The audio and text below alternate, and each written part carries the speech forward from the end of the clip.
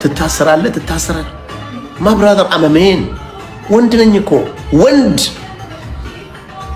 do you think እስር መፈራ ይመስላል ከሸራተን ኦርደር አድርጌ ነው መበላው የኢትዮጵያ መንግስት እጅግ በጣም በሚገርም ሁኔታ ትልልቅ ውሳኔዎችን እየወሰነ የህዝብን ሮሮና ጩኸት እያዳመጠ ይገኛል በታሪክ በዚህ መልኩ በፍጥነት ለህዝብ ጩኸት ምላሽ የተሰጠበት ዘመን በዚህ ቅርብ ጊዜ ታይቶም ተሰምቶም አይታወቅም አሁን በሰሞኑ በተነሱ በጣም ከባባድ ጉዳዮች ምክንያት ታላላቅ የመንግስት ሰራተኞችም ጭምር ለእስር እየተዳረጉ ይገኛሉ ነገሩ እንደ ቀልድ የተጀመረ ቢሆንም አሁን ግን አገራዊ ፖለቲካን አገራዊ ኢኮኖሚን አገራዊ የህዝብ ጩኸትን ጠቅላላ ቆንጥጦ ያዘ አደገኛ የወንጀል ጉዳይ ሆኖ ተመስግቧል በዚህ ምክንያት እጅግ በጣም ብዙ ክስተቶች የተፈጠሩ ይገኛሉ ታዲያ ያሉትን ጉዳዮች እያንዳንዱን አብጠርጥረን በዚህ ቪዲዮ በደንብ የምንመለከት ይሆናል ቻናላችንን ሰብስክራይብ በማድረግ ቤተሰብ እንድትሆኑ በታላቅ ትህትና አሳስባችኋለሁ ሁላችንም እንደምናስታውሰው በቅርብ ጊዜ ውስጥ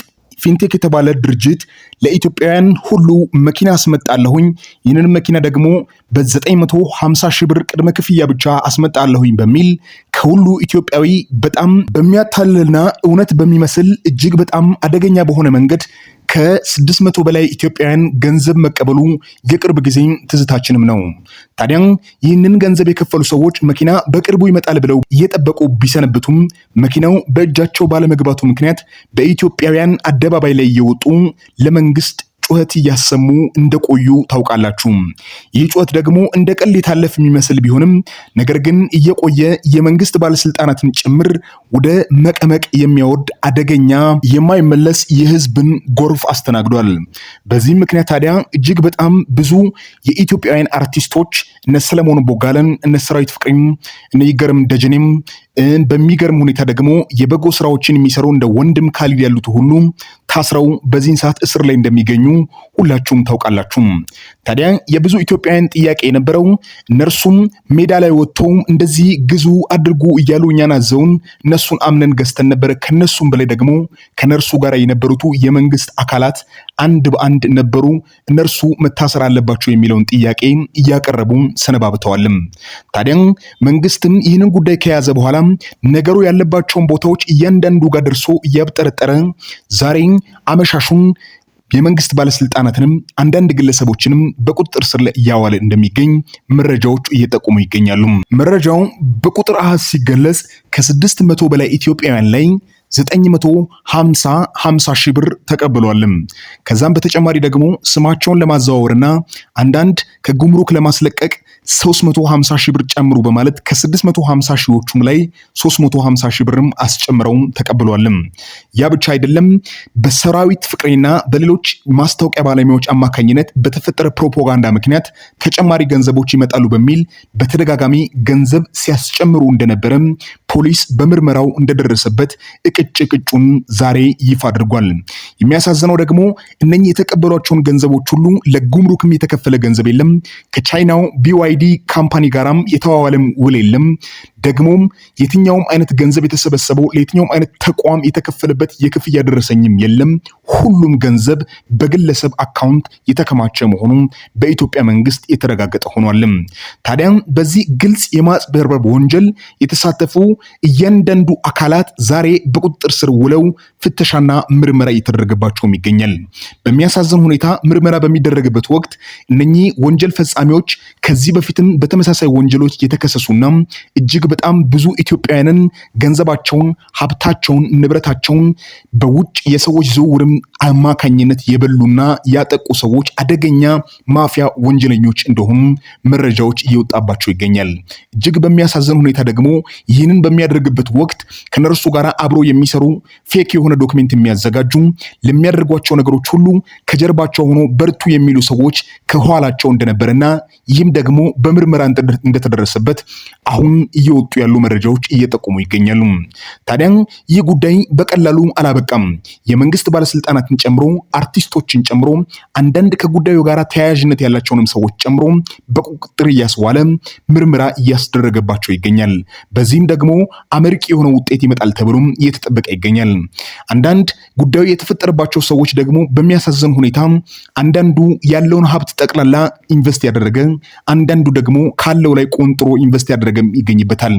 እጅግ የሚያሳዝን አንድ ባለ ታሪክ ደግሞ መጥቶ ሲናገር እኔ የነበረኝ ገንዘብ ጠቅላላ በ15 ቀን ውስጥ መኪና ይመጣል ብዬ ስላሰብኩኝ ያለኝን ጥሪቴን በሙሉ በዚህ ኢንቨስት አድርጌያለሁ። አሁን በልቼ ማድረው የለም ከነ ልጆቼ ጎዳና ወጥቻለሁ ብያለ እያለቀሰ የደረሰበትን አድሏዊ አሰራር በይፋ በሚዲያ ላይ ተናግሯል። ታዲያ ይህ ግለሰብ ይህን ከተናገረ በኋላ እጅግ ብዙ ኢትዮጵያውያን ተቆጥተው በነ መንሱር ጀማል ማስታወቂያ በሰሩት ሰዎች ላይ እጅግ በጣም አደገኛ በሆነ ሁኔታ ቁጣቸውን እየገለጡ ይገኛሉ።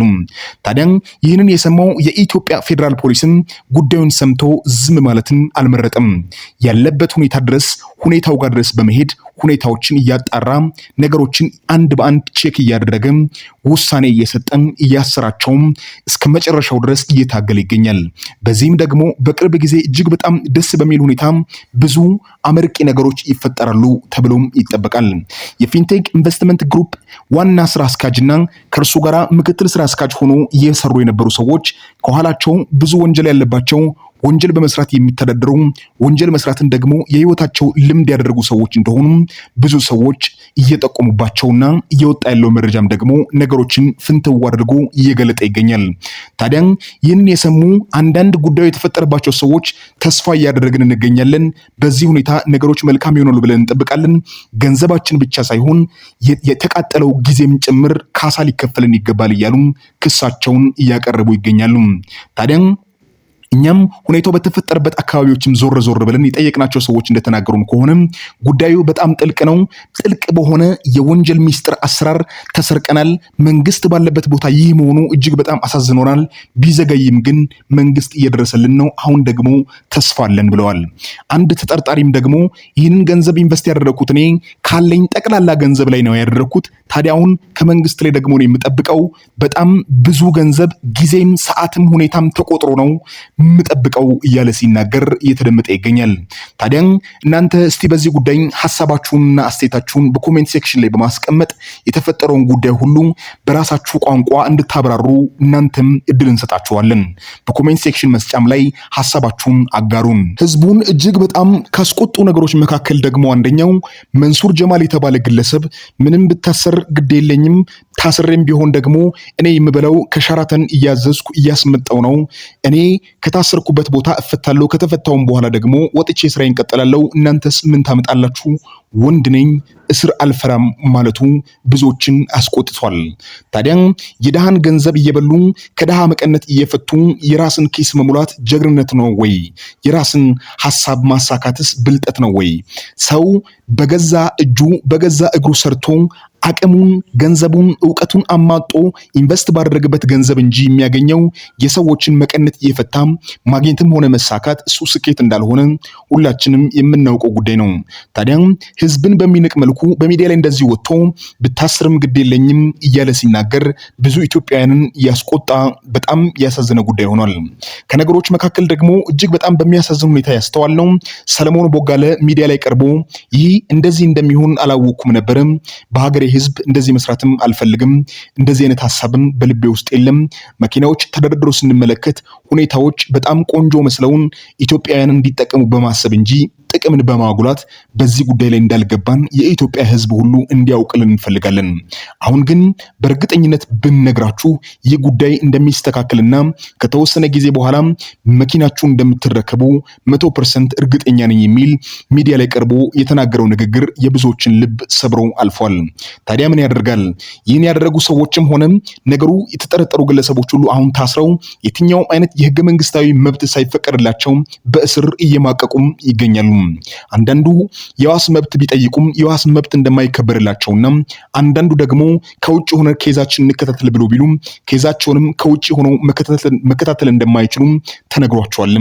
በዚህ ምክንያት በዚህን ሰዓት ወንጀሉን የሰሩትም ሆነ ያልሰሩት በእስር ላይ ቆይተዋል። መንግስትም በዚህ ጉዳይ ዝም ብዬ አልፋታም፣ ያለውን ነገር ሁሉ አሟጠን ተጠቅመን ወንጀለኛውን አብጠርጥረን ለህግ አቅርበን ህጋዊ እርምጃ እንሰጣለን ሲል መንግስት ዝቷል። ይህ ነው ታዲያ መንግስት ማለት የህዝብን ጩኸት የሚሰማ ሰምቶም ደግሞ የሚመልስ። በመመለሱ እጅግ በጣም ደስተኞች ነን። በዚህ እናንተም ሐሳባችሁን አስተያየታችሁን በኮሜንት መስጫ ሳጥን ላይ እንድታስቀምጡ በታላቅ ትህትና እያሳሰብን ጉዳዩ ደግሞ ከዚህ ቀጥሎ የሚደርስበትንም አቅጣጫ እያንዳንዱን እየተከታተልን የምናሳውቃችሁ ይሆናል። እስካሁን ድረስ ባለን መረጃ ይህንን ሰምተናልም። ታዲያ ቻናላችንን ሰብስክራይብ በማድረግ የዋርካ ሚዲያ ቤተሰብ በመሆን ከኛ ጋር ወደፊት እንድትቀጥሉ በታላቅ ትህትና እናሳስባለን። መልካም ጊዜ ይሁንላችሁ።